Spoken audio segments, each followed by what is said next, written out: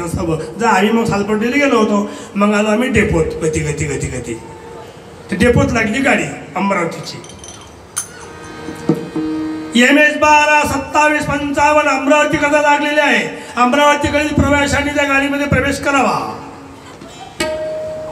MS 12 57 85 Yavatmal कदा लागलेली आहे. भारत गाडी अमरावती बसणं म्हटलं. आम्ही गाडीत जाऊ बसलो. किती वेळ म्हटलं म्हणजे अर्धा घंटा बसलो. दुसरा आवाज आमच्या कानावर आला, चला घाई करा, गर्दी करा. महादेवाच्या यात्रेनिमित्ताने आपल्या सेवेत तत्पर 1 रुपयात गांजर हलवा. आम्हाला भूका लागल्याच होत्या. चला घाई करा, गर्दी करा, 1 रुपयात गांजर हलवा. 2-4 कोटीमध्ये महाराज खाता काय? काय वय म्हटलं म्हणे हलवा. कायचा वय म्हणे गांजराचा. आता घेणं खाऊन काय भेटते 2 रुपयात?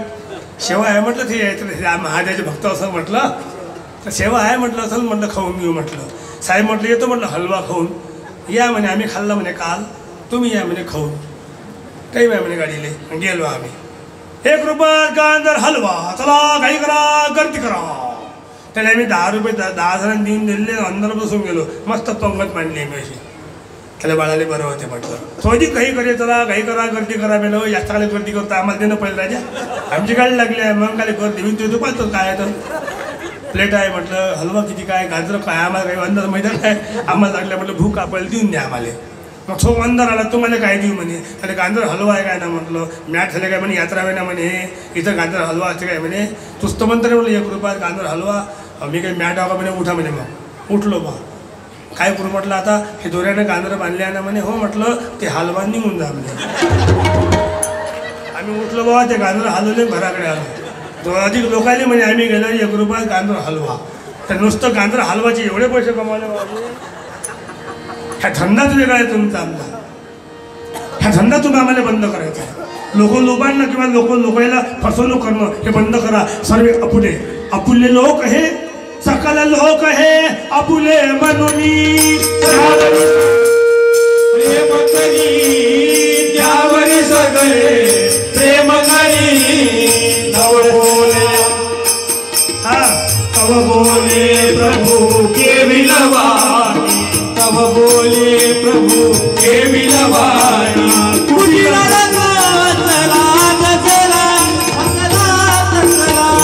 माणूस जा मज माणूस जा हो. सौम्य जमणार प्रभू दिसला हो, प्रभू दिसला हो. माणूस जा मज माणूस जा हो, भीक मागता प्रभू दिसला हो, प्रभू दिसला. माणसाने माणसाची गरज परमेश्वराला होती. आणि ते माणसं घडवायचं काम साधू संतांचा कारखाना. आणि त्या कारखान्यामध्ये विचार जर प्राप्त केले तर इथं माणूस घडायला वेळ लागणार नाही. जेव्हा माणसं बनले तर माणसाशी माणसा संवाद झाला. माणुसकीनं वागायला लागलो. एकमेकाचा आदर आपण करायला लागलो. आपण सर्व एकत्र आलो तर अन्यायाचा प्रतिकार आणि धर्माचं पालन करायला वेळ लागणार नाही. आणि ते करण्याची तयारी महाराजांची होती. असो तेवढंच नाही तर महाराज आळकुजी महाराजापर्यंत आले आणि संकल्प केला, बाबा आता मला एकच करायचं आहे. जो सर्व संतांचं माहेर पंढरपूर आहे आणि पंढरपूरला विठोबा आहे, त्याची मला भेट घ्यायची आहे. पण त्याची भेट घेण्याकरता मला पैदलची वारी पंढरपूरची करायची आहे. मग आळकुजी बाबांना विचारावं, कशी करतो पंढरपूरची वारी. म्हणजे हाती पताका घेतो, गळ्यामध्ये टाळ घेतो आणि पंढरपूरची वारी एकटाच करतो. म्हणजे कसा जाशील पंढरपूरला. म्हणजे नियमाप्रमाणे टाळी वाजवावी, गुढी उभारावी, वाट चालावी पंढरीची आणि त्या पद्धतीने मी जाईल. म्हणजे कसा जाशील महाराज सांगते पहिल्या चरणामध्ये.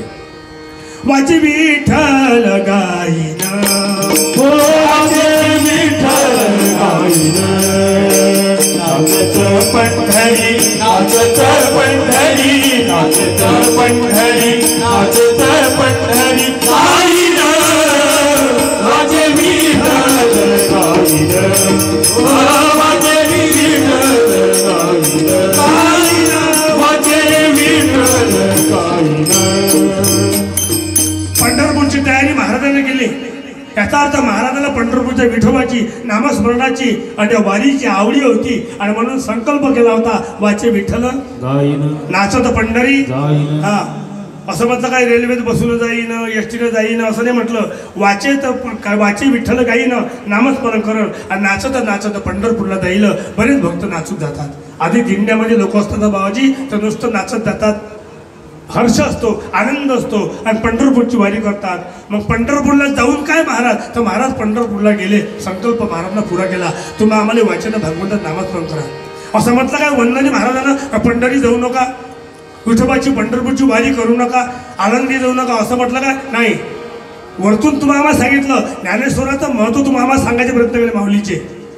ज्ञानराज गुरु माऊली, ज्ञानराज गुरु माऊली, त्यांच्या कृपा दृष्टीची सावली, त्यांच्या कृपा दृष्टीची सावली, परंपराने फळाशी आली, परंपराने फळाशी आली, ग्रामगीता स्वरूपाने, रामगीता स्वरूपाने, गीता काय भगवद्गीतेचे सक्रिय रूप, भगवद्गीतेचे सक्रिय रूप, प्रगट झाले आपोआप, प्रकट झाले आपोआप.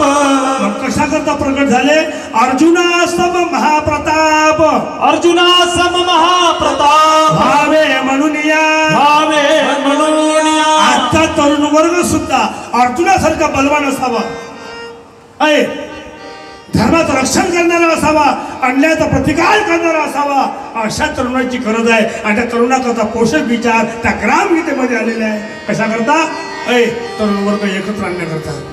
म्हणजे ग्रामगीता. वंदनी महाराज पंढरपूरला एकटे गेले नाही, पहिल्याने एकटे गेले असेल, पण दुसऱ्यांदा समाजाला पंढरपूरचा महिमा सांगण्याचे प्रयत्न केले. आणि बा पंढरपूरची वारी मी केली, चंद्रभागेचं स्नान केलं.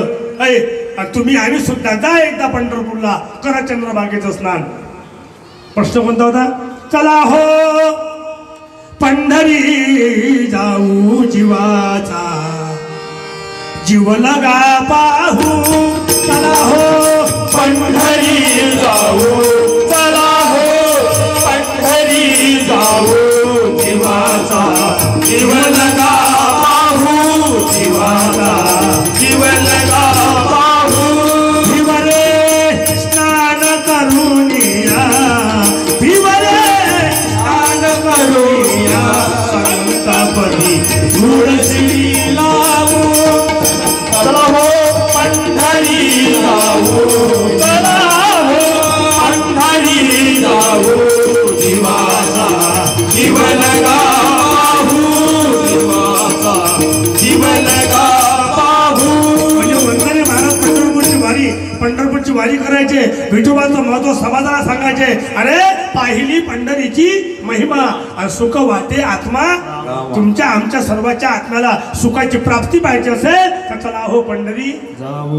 एवढं महत्व. आणि चंद्रभागेचं स्नान महाराजांनी करावं, आणि चंद्रभागेच्या तीरावर बसावं, आणि देशाचं चिंतन करावं. परमेश्वरा, तू तर विटेवर तर उभा आहेस, तू गीता सांगितली आहे, तू ज्ञानेश्वरी लिहिली देवा, ज्ञानोबा तुझा अवतारच आहे, पण दोन्ही तुझी ज्ञानेश्वरी आणि गीता अजूनही समाजाला कळली नाही. आणि एवढ्या देशामध्ये वितंड वाद आहे देवा, भारता ग्रहण लागले, अति गुलाम जन झाले.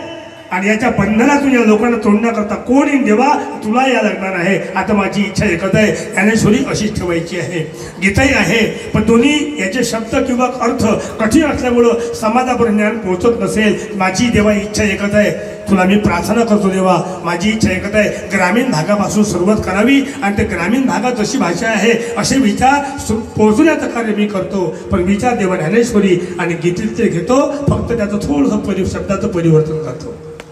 काय केलं महाराजांनी? गीता संस्कृतमध्ये होती, ज्ञानेश्वरी प्राकृतमध्ये होती, त्याचाच अर्थ म्हणजे पाणी घेऊन, म्हणजे त्या सागराचं पाणी घेऊन म्हणा, हे ग्रामगीता साध्या सुध्या भाषेमध्ये अशी लिहिण्याचे प्रयत्न केले. आणि महाराजांनी समाजामध्ये ठेवायचे प्रयत्न केले. का? भगवंतांनी सांगावं, काही चुकलं हरकत नाही. गीता बोधली अर्जुनाला, ग्रामगीता ही सर्व ग्रामाला, राहू नये कोणी मागासला, म्हणून बोलला देव माझा.